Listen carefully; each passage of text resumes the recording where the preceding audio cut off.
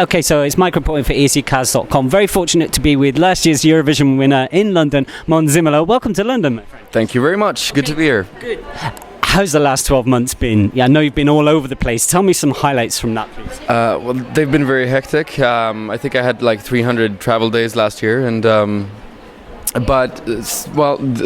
absolute highlights were probably the European tour. Obviously, to be able to go on a tour in a tour bus with my band and just be waking up in a new city, a new country every day.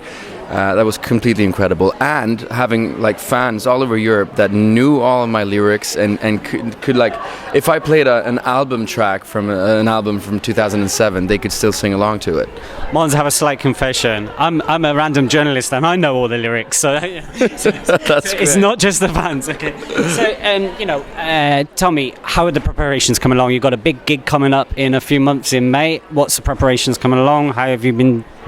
Are there any secrets you can give us away yet? I had a meeting yesterday actually when we discussed the shows, and I know what me and Petra are going to do, like when it comes to performances and stuff, and it's going to be great.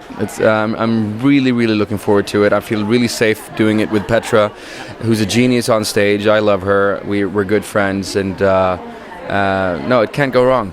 Okay. Well, fingers crossed. So now you've had a year for it all to sink in. What would you advise anybody thinking about taking part in Eurovision now, after your year you've had?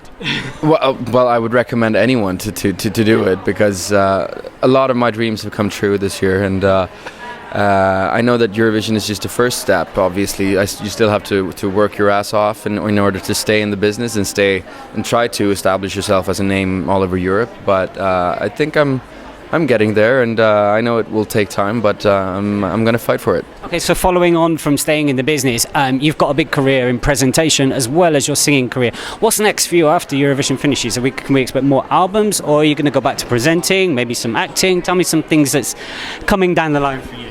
Well, there's I would. I'm releasing an EP just after Eurovision, and hopefully an album this autumn. What else? Yeah, I'm going on a summer tour, which I'm hoping will be a European tour as well, and also a tour in the fall, and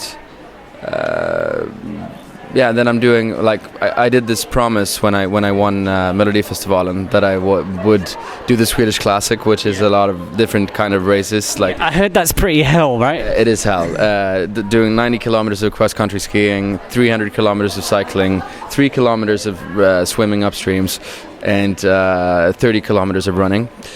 But I'll do that this year, and can I just watch rather than take part in that? You can watch and keep your fingers crossed. It's fine. Okay. So in a couple of months, there's going to be an awful lot of people arriving in Sweden, both fans, delegations, artists. What's the one thing you want people to take away from their experience of Eurovision in Stockholm? Be they participants in the contest, be they fans? Tell us what you really want people to think. Yeah, no, I want them to feel that this was the best Eurovision they've ever experienced, and that it was friendly. I think that the whole area of Eurovision is going to be great, because we have a lot of arenas in that area which we can use, and I think there are going to be a lot of happenings, and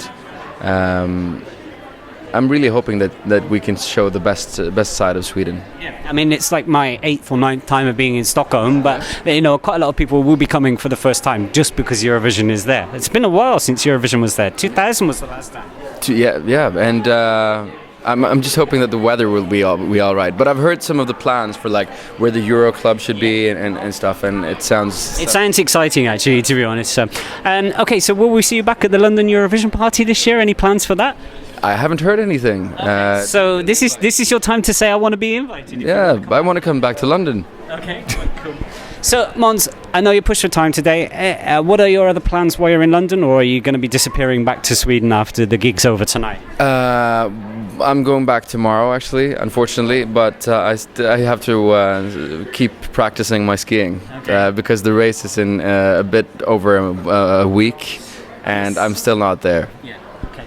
Listen, lovely to speak to you again. Good luck with everything in May. I'm sure we will run into each other between now and then anyway. So, and have a fun time tonight. You know, it's a very prestigious venue that you're playing tonight.